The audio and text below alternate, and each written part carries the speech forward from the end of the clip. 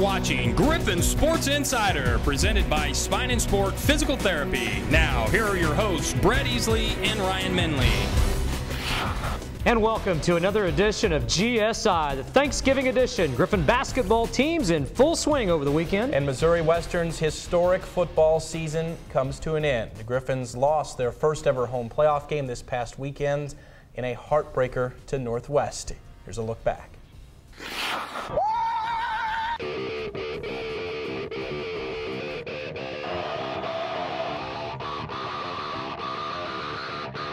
And so they meet again. Western Northwest Part 2 playoff version, Volume 2. The Griffons hosting their first ever playoff game in school history and trying to beat the Bearcats for the second time in 3 weeks. This thing got off to an almost surreal start. 10 seconds in, Northwest's first play from scrimmage. Trevor Adams throws behind the line. Ball falls on the ground. That's a fumble. Ben Jackson picks it up and head towards the end zone. The refs say he's down at the 1. The offense takes over. Travis Partridge bulls his way across the goal line. Western up 7-0 after 29 seconds of play. Spratt Stadium is rocking. The Bearcats' next possession, they turn it over again. Adams picked off by Cody Kramer. The senior linebacker comes up big here, and that leads to this. Greg Zerline, his typical everyday average 58-yard field goal. All it does is tie his own school record for the third time this season. 10-0 Griffons just like that. Next Bearcat possession, more turnovers. Adams intercepted by Shane Simpson, his 5th pick of the year, and this one is going 55 yards to the house. Zerline missed the extra point, go figure. It's 16-0 Griffs after 3 minutes and 30 seconds. No one can believe this. But the Bearcats would get on the board with a TD in the first. Second quarter, Zerline gets the Griffs back on the board with a 57-yard field goal. Ho-hum. It's a 19-7 Western lead. It almost got blown wide open before halftime. Northwest back to punt, bad snap. Kyle Goodburn can do nothing but kick it through the end zone. Instead of a safety, the Griffs select to take the ball on the 1 and deliver a potentially disastrous blow, but instead the ball is fumbled at the goal line. Northwest recovers and gets a huge break, but they could do nothing to stop Zerline. This time from 52 yards out, his third of the half. He was 9 of 9 on the season from 50 yards or more. That's never before done in NCAA history. Griffons take a 22-7 lead to the locker room. Remember, they were up 17-0 in last year's playoff game in Maryville, but couldn't hold it. Griffons got the ball to start the third quarter, but forced to punt. Instead, they try to fake it on 4th and 6. That worked 3 other times this year, but not here. Northwest takes advantage of the short field, and on 3rd and 10, James Franklin plays ping pong and breaks loose for a 35-yard touchdown run. Bearcats biting back, they're within 8. But the Griffons with the immediate answer. They run a reverse.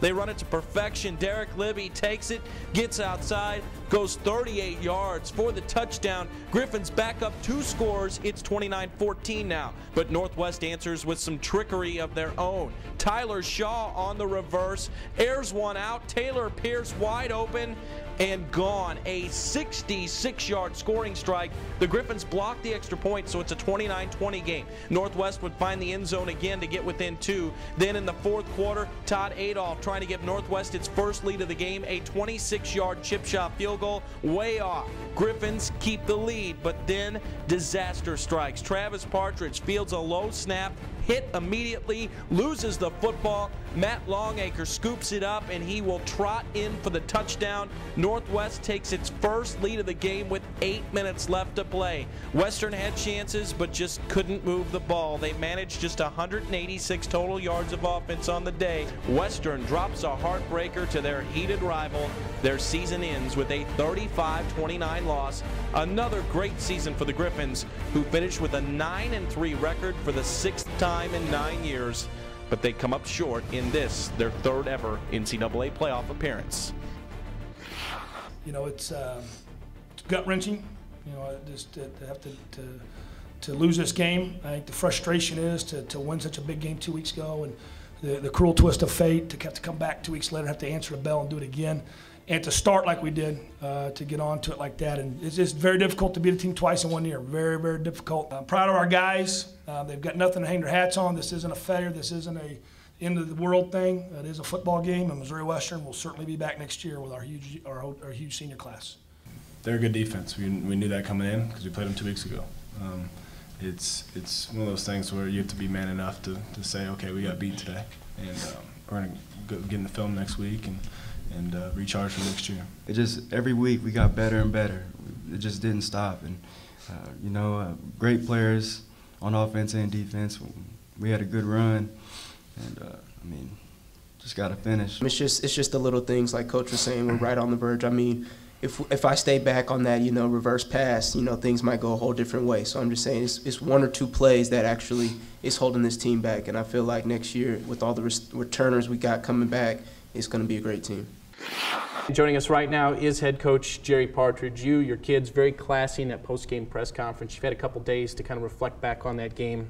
Just wrap your head around it.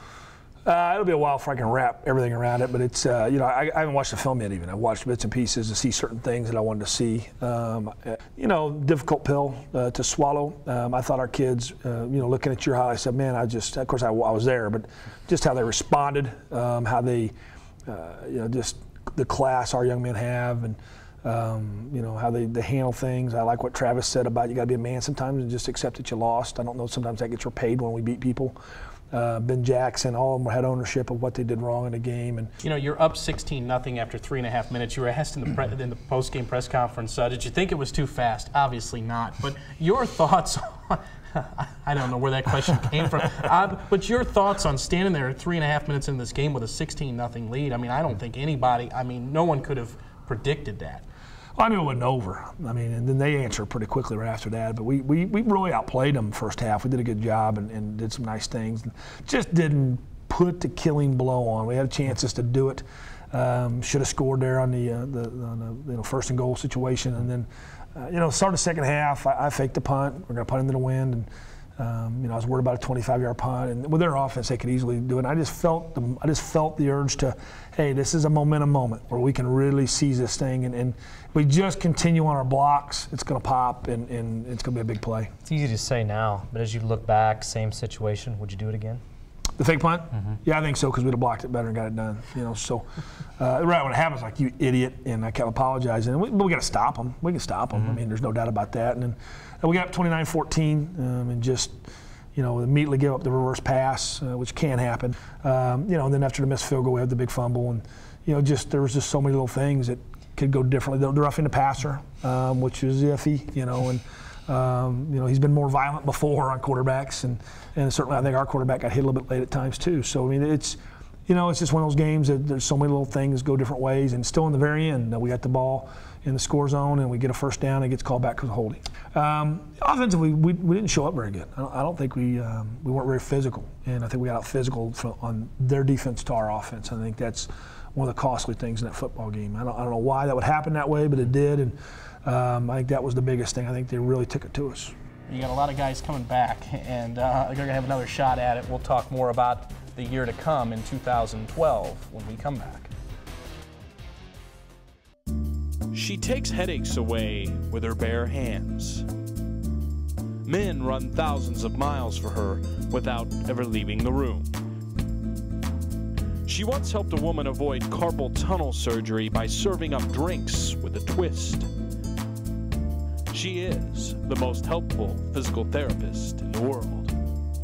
I don't always go to physical therapy, but when I do, I prefer spine and sport.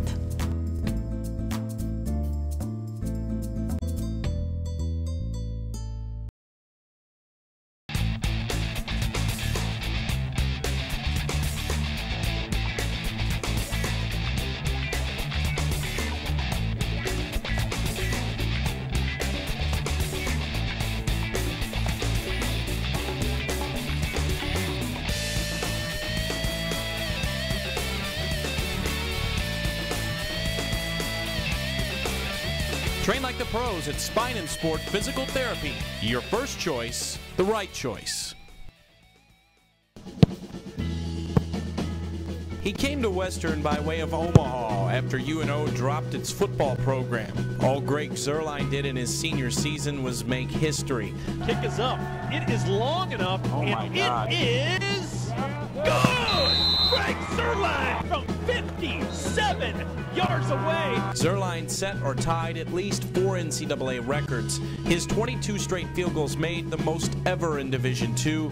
He was 24 of 25 this season, and at 96%, that's the most accurate season ever in NCAA Division II. He kicked 3 50-yard field goals in a half.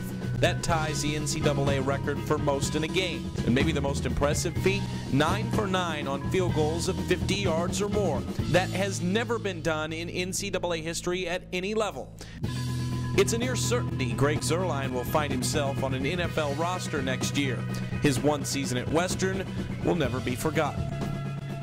What a great addition to our football program he was. He's just a great kicker and first-class kid. And can't wait to watch him on Sundays because I think it'll happen. Having my old school toss us out and then being welcome here, I mean, every one of the guys in the locker room and all the coaches have really brought everyone in and made us all feel at home, you know. It's just a great place to be, and I wish I had more eligibility to play here because I really like it, and, you know, they're going to do great things in the future.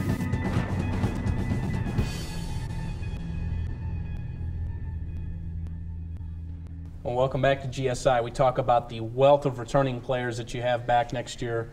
You don't have that kicker back, and he was a good one. That's a once-in-a-lifetime situation, isn't it? He is he is the best kicker Missouri Western's ever had. And we've had a good line of them. I mean, you look at the last couple, Beckwith and Strickler are very good, but Greg's special.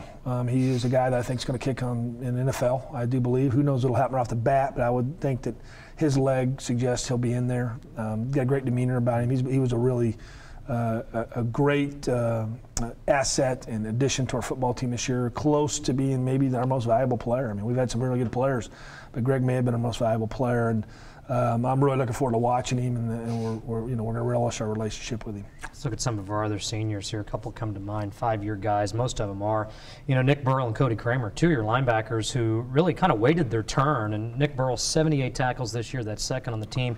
Cody Kramer has 47 tackles, 3 interceptions. Mr. Tip interceptions. Just reflect on our seniors. Yeah, I mean they're a great bunch, and I think their contributions on the field were nice and did a great job in a lot of categories. Tom Madgett was a 4-year guy. I mean, Fowler made some big catches for us. Adam Clausen had some nice games, and we'll always be indebted to him for his catch in Omaha, Nebraska. There's just some really good kids in that bunch. Oliver Pryor. I mean, I don't want to miss anybody, but Shane and Jack saved a baby. Yeah, well, Shane's back. That's right. Shane's got another. Jack Long was a first-team all-conference guy, and had a great tackling day the last game, and was a terrific player. Saved the baby. Really became a good football player. And, all those kids are major impacts on our program, and they're going to be great contributors. There's some really good people in there. They're going to be really great contributors to society. Some of them are going to be coaches. Some of them will be administrators, and they're always going to be Griffins, and I think they're going to be people that contribute back to our pride. You got a lot of really good ones coming back, and you said it right after the press conference. You're very confident that you could be back next year because of the nucleus you have. We're going to be good. I mean, we're going to be 8-9 wins good for sure, and just whether you get the luck of the bounce and that ball's shaped funny, and you got to make plays, and if we make plays, we can be that double-digit team. And certainly, the goal is to win the conference championship first and foremost. I'm anxious to watch what these kids do, and it's going to be a great off season. There's a lot of really good young kids that are going to step up in there, but when you have this gigantic senior class with a lot of really good football players and a lot of returning first-team all-conference or second-team all-conference players, it does give a lot of reason for hope. And they're hungry. They're hungry and ticked off. And, it probably helped to be taunted a little bit in your own home field that you can, ascend in the offseason. I think that the redshirt freshman class, there's kids that are burgeoning to get up in there, too, that are really good. The Yami Ali's, the Stephen Jurgenses, Mishak Kennedy's. I mean, there's some really good football players in that group, too. I don't know. Transfer-wise, at this moment, we might go for 1 or 2 positions, maybe. But that's about it. And we just feel like we're almost ready to go again. Got to ask you the obvious question, too, because we've asked it so many times during the year. 12 games in, obviously season's over. Talk about how you thought Travis played. Travis needs to get better. He will get better. The first game, I think he got way too much discredit for that game, and I certainly think he got more credit than he deserved at times, too. But leadership-wise, competitive-wise, how he performed, I think now he's got a taste of what it is. And, the real and the bottom line is, as a starting quarterback, he led us to a 9-win regular season, which is only happened one other time, and we split time as starters on that year. So he did a nice job, and he was part of the reason why we did it. And his improvement is going to be the key element in us taking that next step. Well, obviously 9 wins, as you said, again, ties the school record. You get to coach your son at quarterback. What will you remember most about this season, a special season? There's a lot of things to remember. I mean, you know, I think the 7-1 game winning streak was nice. Obviously, anytime you beat Northwest, it's nice. You know, that was a special day.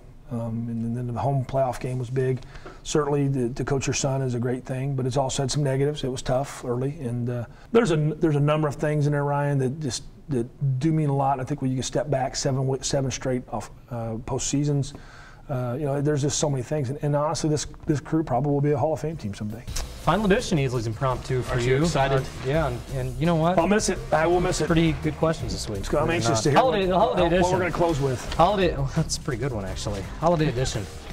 Question 1. I don't want to put you on the spot here. Hopefully this isn't controversial. I've been on the spot already, but a couple times. You've asked me my Halloween costume. You've asked me prom question. Here we go. Leaves and ranking. I'm curious. Greg Zuerlein or Jan Stenerud? You have to take one guy in their prime. Who do you take? Greg Zuerlein. I think his leg's stronger. I would disagree. I would agree with that. Absolutely. Hey, it's Thanksgiving this week. We all know that. Other than turkey, what's your favorite Thanksgiving Day dish? Mashed potatoes and gravy. Okay. Yes. And finally, and seriously, and I don't know if you can even do this. One word to describe the 2011 season. Resilient. Resilient. Jerry I like Partridge, it. This was a lot of fun. Congratulations. It was a great season. Thanks, It was guys. a lot of fun Proud to to be be a part of. We'll be right back.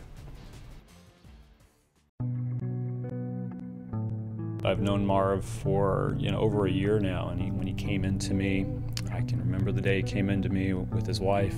I have spinal stenosis as well as scoliosis. I underwent surgery about 2.5 years ago to relieve the pressure on my spinal cord. That first day, Marv couldn't stand up. I physically lifted him onto a table, and we started rehab from ground one, from the beginning. And the various devices that Spine and Sport has here has helped me. They've just been so supportive.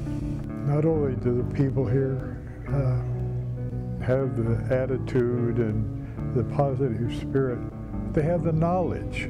We've been striving to overcome the deficiencies and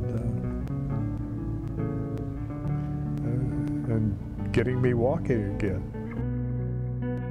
That just meant the world. That was a reassurance that we're doing the right thing.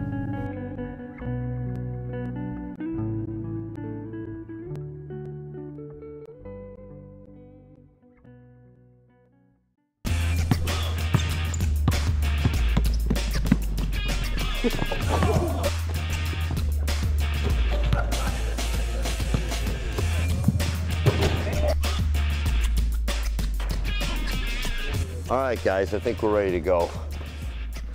MIAA play opens Saturday. Your Griffins host Emporia State. Go Griffs. Why can't you be more like that? Why can't you dunk like that?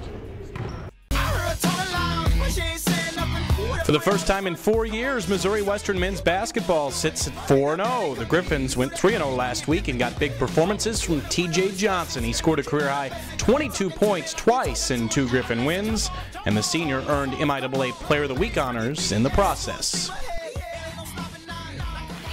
And joining us right now, making his GSI debut for 2011-2012, is the man with 603 career victories. 603. And who's counting? No. Not me. Not Actually, anymore. Yes, not anymore. We're not counting anymore. Had the longest summer of anybody, longest wait for one win of anybody probably on that list. And you're only 5 or 6 years away from 700. You know, when you get them at 24 and 25 at a time, they go faster, believe me. There's no question. It's still possible. Well, 4-0, got to feel pretty good right now. You know, I really do. I don't think we've done anything earth-shattering, but I think we have had some solid wins. Definitely the William Jewell win I felt like was really good, mostly because they had a lot of kids back. They were, they know their offensive things. They're probably a month ahead of us and everything, and still to be able to survive that. do the right things down the stretch, play a little defense at some crucial times. I thought was very, very important. Well, speaking of defense, I can't remember how many times we sat here last year and talked about defense and when's it going to come around, when's it going to come around. Well, you've said from day one that you thought this team was going to guard it well, and they have for the most part so far, haven't they? Mostly because they'll work at it. The effort is there every single day, and when you have that kind of effort every single day, eventually, you know, there's one thing in coaching, and I think we all coaches agree. You know, habit overtakes technique. Habit is the name of the game. You know, I've said many times, you know, when you hear coaches yell at kids and they say, you know, hey, Johnny, how many times have I told you not? Well, don't tell me, coach, show me.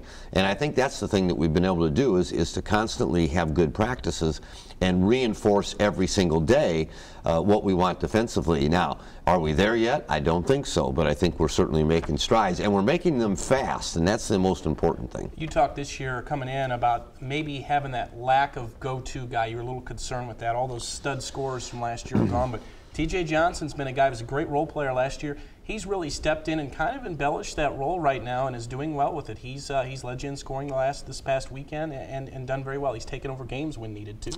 Well, I think, again, TJ is the type of kid that when we recruited him, we were like, you know, it's going to be hard to get him off the floor. He is going to play a lot of minutes. We didn't see him as a key scorer or as a big scorer. We saw him as a kind of a glue guy that would, you know, lead us in assists, lead us in some rebounding, run the floor like crazy, get his share. You know, and I think that's what he gave us earlier. He's actually picked his game up, and I think one of the reasons he's been tough to guard is because he's been so active. You know, TJ is quick, and you know, you add James Harris, who's pretty quick himself, you know, gives us a couple guys that can really go. Coach Smith, 4 games at home. Now it's time to go out on the road. Always fun to take these trips. Get them on the road, go to San Antonio. It'll be a couple of regional teams in southeastern Oklahoma State and the home club St. Mary's, and it'll be the first true road game for you, especially Saturday. And St. Mary's, not an intimidating environment, but a road game nonetheless. And I think with St. Mary's, at least, I know, you know, big, strong, really big team, and I think that'll give us some.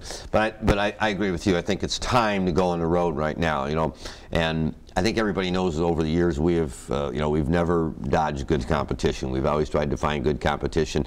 Obviously, we started this year, you know, a little easier than normal to get that 600 out of the way, but a little easier than normal. But I think now we're starting to pick it up. I think good competition on the road before we come back, because we open on the road, and it's what I call, you know, we'll open at Pittsburgh with the conference, and I think it's kind of what I call a free game because it's on the road against, I think, a good team. I think Pittsburgh's going to be somewhere in that top 5 or 6. Okay, Coach Smith, I know you've been waiting for this. This is your debut, 11-12 debut, usually impromptu. You ready for these?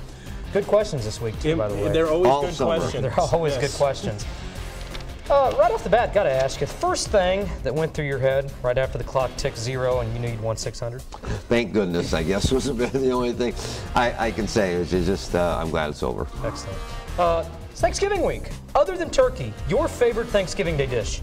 And maybe turkey's not your favorite. Stuffing. Without any doubt. Okay, I don't have perfect. it any other I've got a time. follow-up question to that then. This was always tradition around my house, and I did not like this. Oh. No. Do you like oyster dressing or regular dressing? Regular dressing. Regular dressing. Thank you. I hate oyster dressing. Oh. What? My uncle always had to have oyster dressing. There was an oyster and regular, and I never touched it. I've had it before, and I'm not an oyster. I guess I'm out of this conversation. And finally, in all seriousness, off to a 4-0 start. Finish this statement. To be successful this year, above and beyond anything else, this team has to. I think improve our inside scoring. That's the one thing. I think our perimeter scoring is going to be okay. I think our inside people have got to get better, and certainly we have the bodies to do it, and I think that's on the good side. Now these kids have to improve, and if they do and give us an inside threat, I think we can be competitive with most teams. Have a good Thanksgiving week. Thank you. Have a good weekend Thank you. in San Antonio. We'll talk to you next week. That's Tom Smith, and we'll be right back.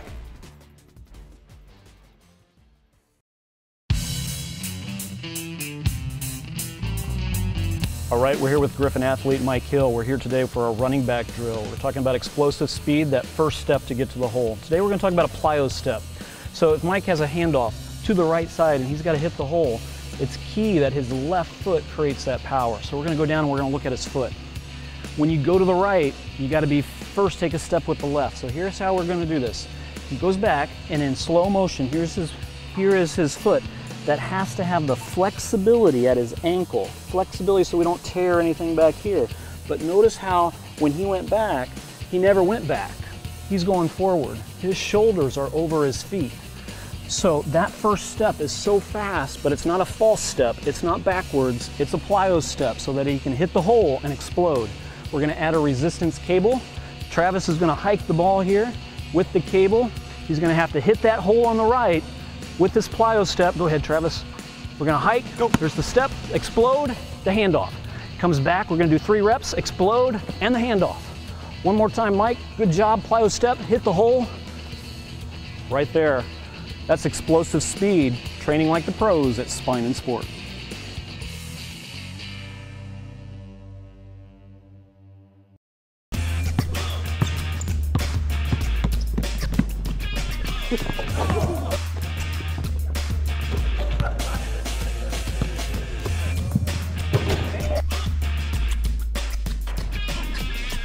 All right, guys, I think we're ready to go. MIAA play opens Saturday. Your Griffons host Emporia State. Go Griffs. Why can't you be more like that? Why can't you dunk like that? He once helped an unbalanced bull by teaching him ballet. He cured a man's foot with plantar fasciitis by playing Go Fish. You have an 8. Go Fish. He helped balance a man by playing darts with his eyes. He is the most helpful physical therapist in the world. I don't always go to physical therapy, but when I do, I prefer Spine and Sport.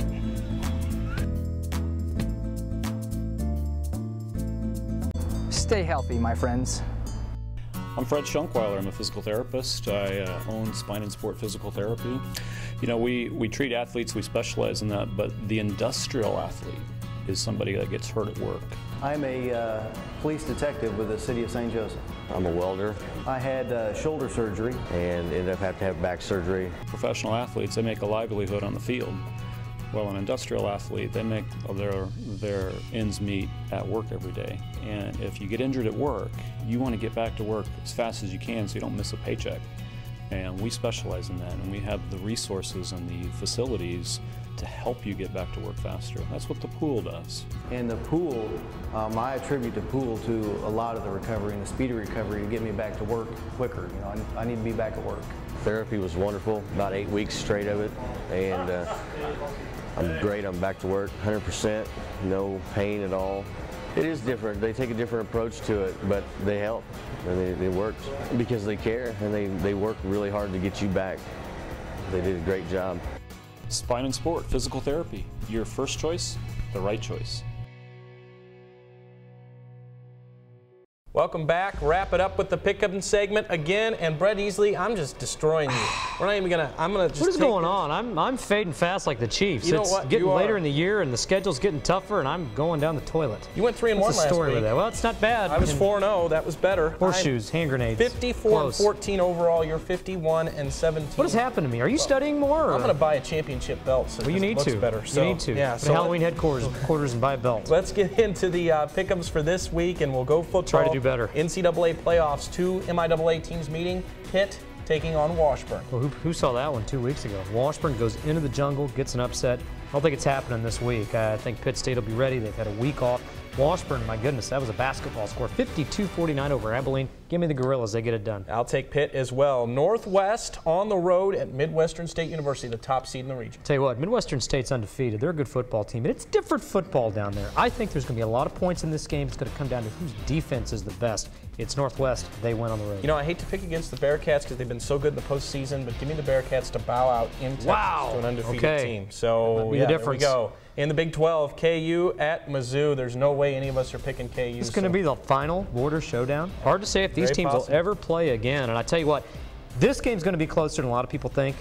But Gary Pinkel, I think he'll be back on the sideline. He's served a suspension. He's back. Border showdown. I don't think it does. Border showdown comes down to the last possession, but Mizzou wins. Oh, give me Mizzou by 30. And in the NFL, the Chiefs host the Steelers on Sunday Night Football. Sunday Night Football. Faith Hill's going to sing her song and dance, and I think she is. Okay. But I don't think it's going to do the Chiefs any good. Pittsburgh wins. I agree. I'm going to take the Steelers as well. So we're one different. We'll see if I can. I'm going to hold the lead regardless next week. You are. So, My goodness. And how it's about Thanksgiving. It is Thanksgiving. Thanks to you. How about basketball this weekend? The Griffins go on the road in San Antonio. Well, it's the first road test. You find a lot out about your team when you take your team on the road for the first time. You got to travel together, sleep in a hotel. You play on a foreign floor. I think the Griffins got a good chance to win 2 games this week. Southeastern Oklahoma State, not a very good basketball game, but that game, it's one of those environments, probably about 50 people in the stands on Friday at 5:30. So you got to get yourself up ready to play. Then St. Mary's, they're always tough, they're big, they're physical, but I tell you what, we've played tough and physical so far, too, through the first 4 games, and that's a little different than in years past. I think we got a good opportunity to win a couple this weekend. Don't know what the Griffins' record's going to be this year. Obviously, no one does, but I think they're going to be in a lot of games. I would agree with that. Style of play gets it done. That is GSI for this week. Have a happy Turkey Day. Brett, eat your weight. Don't eat too much. I will eat my weight. Those that know me know I don't get cheated at the table. And as always, ladies and gentlemen, go Griffs. Go Griffs.